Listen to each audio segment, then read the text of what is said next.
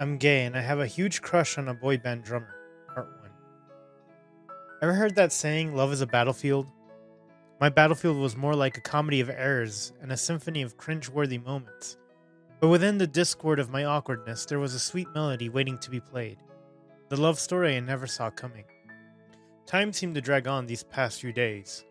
All my life, I anticipated the college experience, but now that I was finally here, I couldn't wait for it to be over. I took a deep breath and observed the students engrossed in conversations around me. Jealousy bubbled inside me as I watched how effortlessly people blended in and connected with others. At 23 years old, I had only one friend who didn't see me as a nerd or that gay guy, as some people labeled me. Alex was more like the brother I never had. Even though we only first met each other in high school, it felt like Alex and I had known each other since we were born, and it hurt that we weren't attending the same college together. Coming out during high school was a decision I never regretted.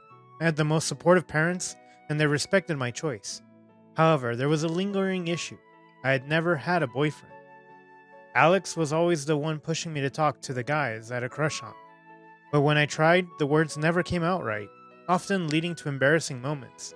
So instead, I chose to keep to myself. As I walked back to my dorm, my phone rang and I was excited to see it was Alex. "Hey Anthony," Alex's deep voice greeted me. "What's up, man?" I asked, trying to sound as upbeat as possible. "Everything is good here, including the ladies," Alex teased. I chuckled. "Your girlfriend would kill you if she found out you were looking at other girls," I reminded him. Alex's girlfriend was rather intimidating and always surprised me how Alex managed to win her over. But that was just Alex for you. He always saw the good in people. "I'm not, I promise. I hope you're having fun, Anthony. I'm sure there are a lot of hot guys on campus. Loosen up and get a boyfriend," Alex encouraged me. I forced a laugh. "Yeah, sure. It is even harder now that you're not here. Maybe I was destined to be single forever," I mused. Alex sighed. "I know I'm probably the worst person to say this, but let the universe do its thing. I'm sure there's someone out there who will love you for all your uniqueness," Alex teased. "Besides, you're good looking. Take off your glasses for a minute," he continued. "And lose the chance to ever find love of my life? I mean, he could be right in front of me. I'd rather wear my glasses, bro," I laughed. We continued talking for a while, and I began to feel a bit better, despite the miles that separated Alex and I. Our bond remained strong, and I hoped it would stay that way. Lost in my thoughts, I accidentally bumped into a guy. I froze for a few seconds, captivated by the striking gray color of his eyes. My heart skipped a beat. The guy noticed my key had slipped out of my hand, and kindly handed it back to me. His lips curled gently into a warm smile that revealed a perfect set of teeth. "I'm so sorry. Thanks," I muttered, grabbing the key and moving away quickly. I turned back and was shocked to see the guy still standing there, watching me. I looked away immediately and kept walking. In the cafeteria, I attempted to focus on a group project, but it seemed my colleagues had conveniently forgotten it was meant to be a team effort. I found myself sighing as I stared at the numbers in the book before me, struggling to concentrate. The excited chatter of girls discussing an upcoming boy band performance on Friday filled the air. Even the guys seemed to be buzzing about it. I was about to plug in my earphones when a girl approached me. "Hi," she said without waiting for my response. She handed me a flyer. "You should come," she suggested. I adjusted the rim of my glasses and accepted the flyer. Sure, thanks," I stammered. The flyer displayed 3 handsome guys, but the one behind the drum set caught my attention the most. He was undeniably the most stunning person I had ever seen, and something about him felt strangely familiar. Then it hit me. He was the same guy I had bumped into just minutes ago on my way to the cafeteria. How could I forget those gray eyes? Apparently, this boy band was quite the sensation on campus, but I couldn't help but wonder, who in the world named their band Dirty Soda?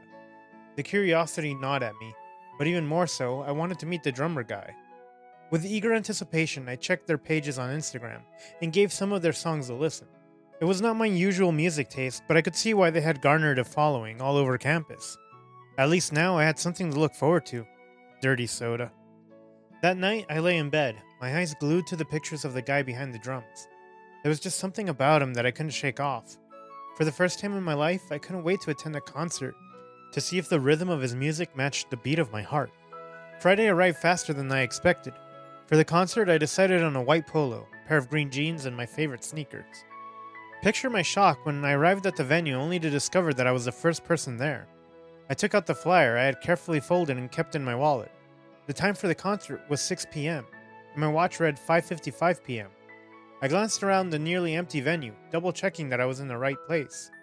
Just then, a voice called out to me, breaking the silence. "Hey, Four Eyes, I can't believe you came. You didn't seem like the type." I turned around immediately and recognized who it was. It was the girl who had given me the flyer. Hey, I replied.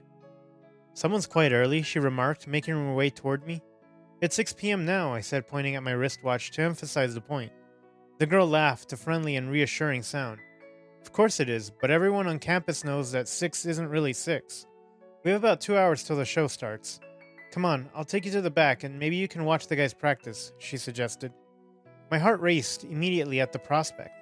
It was one thing to sit amongst the crowd during the concert, but the idea of watching them rehearse up close sent shivers down my spine. "Are you sure that's okay?" I asked, still feeling a bit apprehensive. "Yeah, come on. I wouldn't just let anyone in, so consider yourself lucky," she urged, with a warm smile. "Just make sure you were really quiet." We arrived at the room and the girl assured me it was okay to go inside. As I cautiously opened the door, the sweet sound of music enveloped my ears.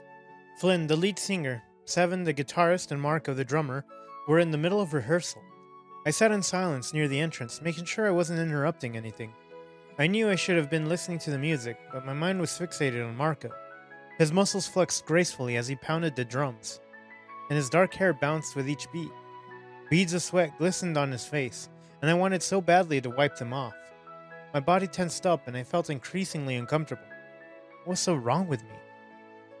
I must have been staring at Marco for too long because he eventually glanced my way with those impossible gray eyes, and my heart forgot how to beat for some seconds.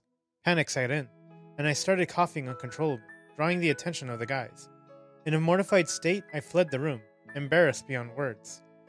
I didn't wait for the concert to begin. I just wanted to forget about my awkward encounter. I spotted the girl from earlier, but I hurried past her, ignoring any questions she might have had. "So do you have a crush on the drummer?" Alex's voice buzzed over the phone. He sounded extra cheerful, and I could tell that he was more excited about the situation than I was. "I don't know, maybe," I responded shyly. "It's been a week since the incident, and I haven't been able to move past it," I told him. Alex chuckled knowingly. "You're so smart, but you cannot even tell when you have a crush. Do you need my expert advice on how to approach him?" I sighed. "Pretty sure that guy has tons of girls flocking around him. I don't stand a chance," I responded. "Oh, come on. You never know until you try, right?" Alex asked.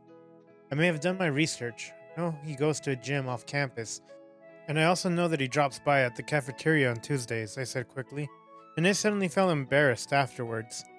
"But Anthony, love isn't schoolwork. What's the point in knowing where he goes at each point in time when you don't do anything about it? Look, I know this really cool queer app. You can learn 1 or 2 things from there, and maybe you can even meet someone nice," Alex suggested. "A dating app? You know how I feel about dating apps, Alex," I replied hesitantly. He laughed heartedly. "A nerd with options? Now where have I heard that one before? Do you have a better idea?" I hesitated for a moment before confessing. "I may have purchased a membership from the gym." Alex burst into laughter. "You would never run on purpose, Anthony. What the hell are you going to be doing at the gym?" I changed the subject quickly, but I couldn't shake the anxiety and excitement in my chest about the days ahead. Alex was right. I couldn't run to save my life, but I still wanted to try. On Saturday, I arrived at the gym bright and early. I jumped into the treadmill and began running. 20 minutes in, my legs felt like jelly, but I stubbornly kept going. After all, Marco would be there soon. An hour later, like clockwork, Marco walked in through the gym doors. He was wearing black shorts and a green tank top, and I felt butterflies in my stomach. I cursed my heart silently for letting this happen. I was a guy who prided himself on applying logic to everything, but this was different. I was feeling things I hadn't anticipated, and I was scared because I felt like I had lost control. I couldn't help but steal glances at Marco as he chatted effortlessly with the other guys around him. My heart raced as he made his way over to where I was. I thought he would talk to me, but he didn't even bat an eye in my direction. Plugged in his headphone, hopped onto the next treadmill beside me, and started running. At some point, I couldn't cope anymore. He was so fit and his muscles were dreamy, but I didn't want to look stupid watching him. I took my things and left. Even though my whole body ached like hell, I went to the gym the next day, and days after. Marco still didn't notice me until one day he actually looked in my direction, flashing me a small but genuine smile. Panic gripped me, but somehow I managed to maintain my composure. "Hey, you look familiar," he remarked. his eyes locking onto mine. Familiar? I'm not sure. Have we met before? I lied, my voice shaky. Marco seemed unfazed. That's fine. Are you okay? He asked, concerned. Of course I was not okay, but how could I possibly admit that? How could I tell him I had a huge crush on him, and that I'm here on this gym just because of him? Yeah, I am. You know, a good workout is excellent for building muscles, I babbled instantly, regretting my choice of words. You're shaking, he said, his gaze lingering on my trembling hands. Maybe you should take a break. I felt my face flush with embarrassment, wishing I could disappear into thin air. This was not going as I had planned, and I couldn't help but feel like a nervous wreck in front of Marco. After that unfortunate encounter, I never went back to the gym. Days went on and I occupied myself with books, burying my nose in them in a futile attempt to stop myself from constantly scrolling through Marco's Instagram page. It had become a ritual, liking every single post he had ever made, trying to grab his attention in any way possible. I watched Marco from afar, admiring his effortless charm and the way he moved on stage during their concerts. It was as if he possessed a magnetic energy that drew everyone's eyes, including mine. I found myself practicing what to say if I ever had the courage to approach him. I rehearsed casual greetings in my mind, but my tongue always felt tied when I was near him. It was frustrating to be so close, yet feel so far from someone I had admired for so long. One sunny afternoon, as I sat on the bench in the campus courtyard reading a textbook, my pen had dropped on the ground. I bent down to pick it up, and just as I reached for it, someone's hand extended from the side, holding the pen. Startled, I looked up to find Marco standing there with a warm smile. You look really familiar. Have we met before? He asked playfully, holding the pen just out of my reach. I blushed and stammered. Never. I'm not sure we've met before. I reached for the pen, and our hands brushed as he handed it to me. Our eyes met briefly. No problem. By the way, it's a lucky pen now, he said. I couldn't help but grin as he walked away, my heart doing somersaults at his sweet comment. But then it hit me. I had missed the perfect opportunity to introduce myself. I decided to give the social app that Alex recommended a try, determined to find a way to approach Marco. I downloaded it, and based my location, I added the first 10 people that popped up as friend suggestions. Surprisingly, a guy named KingLin accepted my request almost immediately. Perhaps the quirky nickname I used in my profile was doing the trick.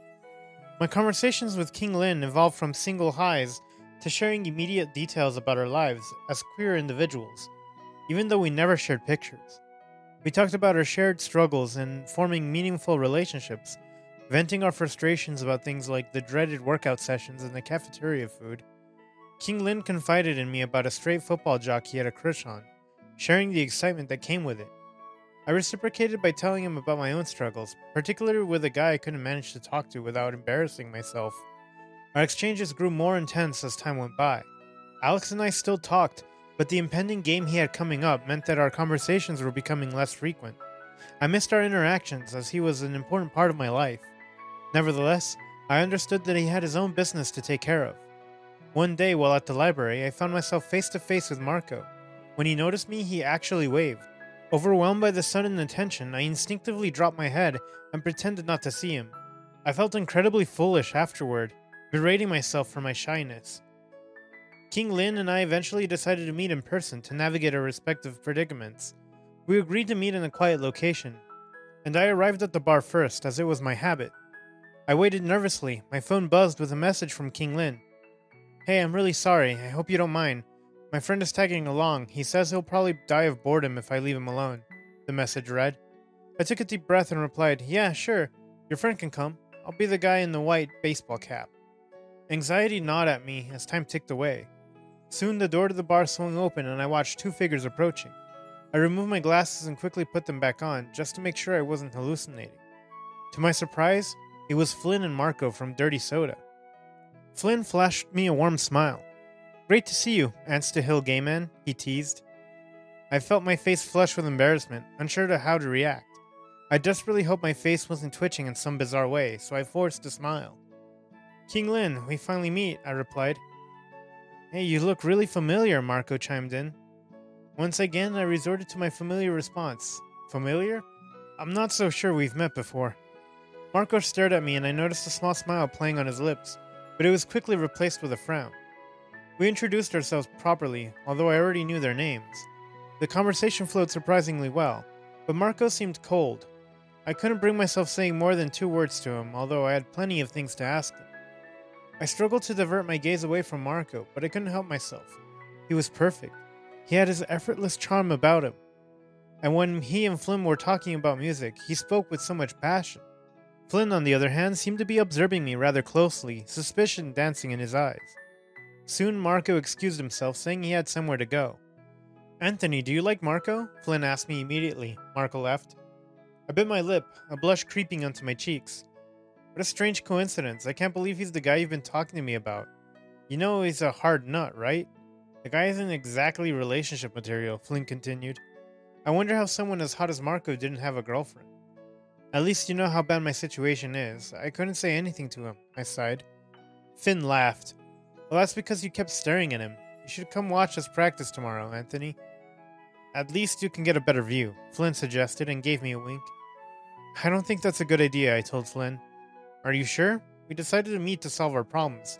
This is the universe giving you a sign, so take it. I'll send you the location tonight. You should come. And next time, try not to stare at Marco for too long. He's probably scared, Flinn said. We both burst out laughing. That would be nice, I said happily, determined to leave a better impression than I did today. I began attending the rehearsals, although it was clear that Finn was the only one actively welcoming me. Marco, on the other hand, seemed to have mastered the art of pretending I didn't exist, and the guitarist barely attended rehearsals due to his work schedule. Despite Flynn's efforts to leave us alone together, I couldn't muster the courage to make the first move. I contemplated giving up, convinced that I was a lost cause. I mean, Marco and I were finally in the same space, alone. What more did I need? As I watched Marco play the drums, he surprised me by asking, "Can you give the drums a shot?" I was startled by his question. I've never tried before, I responded. He moved closer, my heart pounding in my chest. Would you like to? Yeah, maybe, I replied, my voice trembling. I seized the opportunity to ask the question that had been plaguing my mind for months. Can I ask you something? He sat down beside me, making my heart race. Go ahead, he said, pushing my glasses up a bit for me. Why don't I ever see you with a girlfriend? Do you have one? I inquired. Are you volunteering for the job? He teased. My cheeks reddened and I nervously took off my glasses, trying to regain my composure. What's your type? I asked, trying to sound casual. Marco looked at me, his gaze softening. Honestly, I like people who are genuine, kind, and have a passion for something. I'm actually bisexual, so it's pretty hard narrowing my choices, especially when people like you are around. Does that bother you? I blinked in surprise and almost choked. I wore my glasses trying to find the words to respond. But before I could say anything, Flinn entered the room. Marco's countenance visibly shifted as Flinn joined us, but it was as if a barrier had sprung up between us. Marco hurried back to his drums. I could feel the awkward tension in the room, despite wanting to say something to Marco. The moment had passed, and it didn't seem like the right time anymore. We all fell into an uneasy silence as the music filled the space, drowning out any chance of conversation. Days later, I hurried down to catch up with the rehearsals, confident that I could finally tell Marco I liked him. But the scene that greeted me broke my heart. Marco had a girl in his lap, and they looked intimate together. I stood there watching them. Marco soon saw me, and I forced myself to walk away. What the hell? Was he playing me all along? I was hurt, but it was all my fault. I had several chances to tell him how I felt, and I blew it. I was so stupid. I stepped outside, but I found myself confronted by a group of students. They began taunting me, calling me Dirty Soda's puppy, and making cruel jokes about my infatuation with the band. I wasn't in the mood for this, my patience wore thin, and I was on the verge of retaliating with a cutting remark, when suddenly Marco appeared, stepping between me and the gang.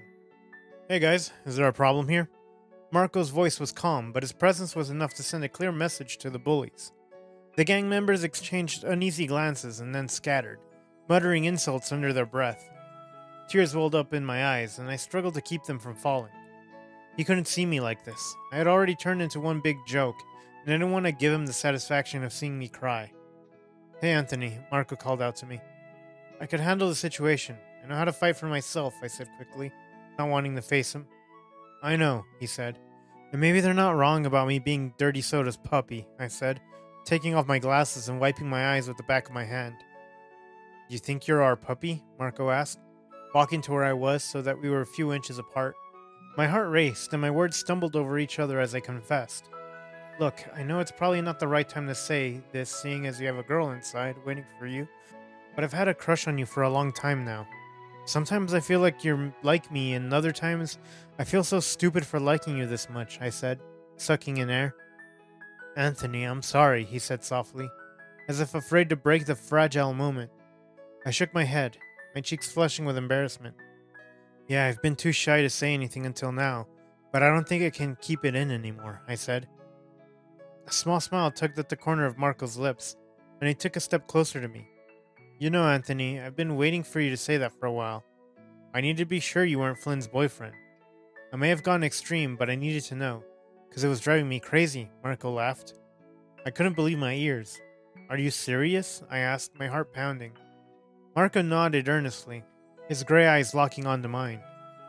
You're the most memorable stranger I've ever met. I've tried countless times to approach you, but you're always ignoring me, so I thought you didn't like me. When I saw you were the guy Flynn was meeting, I felt so jealous I had to excuse myself. His words filled my heart with warmth, and I felt a rush of happiness like never before. At that point, I understood why he was always cold towards me, and why he never wanted to speak to me when Flynn was around. Without thinking, I leaned in, and our lips met in a sweet, tender kiss. I like you a lot, I confessed, breathing heavily. I like you a lot too, Marco replied, his eyes filled with affection. Is the job offer still open? I asked as we walked back. Marco chuckled playfully, his hand finding mine. Only if you kiss me again, he teased, making my heart flutter with joy. The cute moments continued to multiply. We went to see movies together, had late-night chats, and even exchanged small gifts. Our connection was undeniable, and it was clear that Marco was more than just a crush. He was becoming a cherished part of my life. Of course, Flynn and his matchmaking plans played a significant role in bringing us closer, and I knew I owed him big time. But for now, I was savoring every sweet moment with Marco, feeling like the luckiest guy in the world. Alex was over the moon when I told him I had a boyfriend, and he was even more shocked to learn that it was Marco. He practically screamed with joy through the phone, and had to hold it away from my ear for a moment. Sometimes I still couldn't believe that Marco was my boyfriend. It felt like a dream I'd wake up from. But every day I fell more in love with him. I kept discovering new layers of this beautiful personality. What amazed me most was that Marco didn't care about his thousands of followers on social media who were heartbroken to learn that he had a boyfriend. He proudly showed me off, even despite my shyness, and it meant the world to me. I was finally happy to have a group of friends that I connected with. It felt like I'd found my place in the world. One evening, Marco and I decided to go on a real date. We picked a fancy restaurant and we both put extra effort in looking nice. Marco looked as charming as ever, and I remembered the first day I saw him. Hey, you look really familiar, Marco said to me as soon as I walked up to meet him. Yeah, you're right. We've met before. You picked up my key after I bumped into you. You caught me staring at you and I watched you guys rehearse backstage hours before your concert. We met at the gym countless times and I couldn't stop shaking because I ran on the treadmill for hours waiting for you. You're the guy who picked my pen for me, and you're the most familiar person I know, I said, catching my breath. Marco's smile grew even wider, and he pulled me close, planting a long, passionate kiss on my lips. I think I'm the luckiest person, Marco said matter-of-factly. Why? I asked, curious at his question. Because you're finally in my life. I don't feel like dirty soda anymore. I really feel like clean soda because of you, Marco confessed. I blushed uncontrollably, realizing the brains behind the name of their band. Of course it was Marco. Soon the band decided to host another show. The rehearsals were more intense and the anticipation was building. Then a day before the show, I received a call from Flynn. Hey Flynn, what's going on? I asked him. He's coming, Flynn replied with a sense of urgency. I tried to calm him down. Just calm down for a second. Who's coming? I inquired. The guy I told you about. He said he would like to watch the show and I really need your help. I've been freaking out all afternoon, Flynn confessed. Leave it to me, I said, determined to help Flynn in whatever way I could. As people gathered into the hall the next day, I scanned the crowd for the guy in a red baseball cap with an eye logo. Just as Flynn had described, our plan was straightforward. I would guide them to the front of the show where the note awaited him, and during Flynn's performance, he would be serenaded by his name. It seemed like a brilliant idea, and I had faith that it would work. However, I was momentarily distracted as I saw a familiar face walking towards me. It was Alex. Standing beside him was his intimidating girlfriend. "Surprise!" Alex said as soon as he saw me. I burst into laughter, immediately taken back by the unexpected turn of events. "What are you doing here? Why don't you tell me you were coming?" I asked him. Alex grinned as we walked together. I noticed the red baseball cap he was wearing, and it had an eye logo. It couldn't be. I laughed at the coincidence. Was Alex the crush Flynn was talking about? The end. Have you ever felt too shy to approach your crush and then found yourself in an embarrassing situation? Share your experience in the comments. Thanks for watching. Consider subscribing to become part of our Rainbow Force and stay wholesome.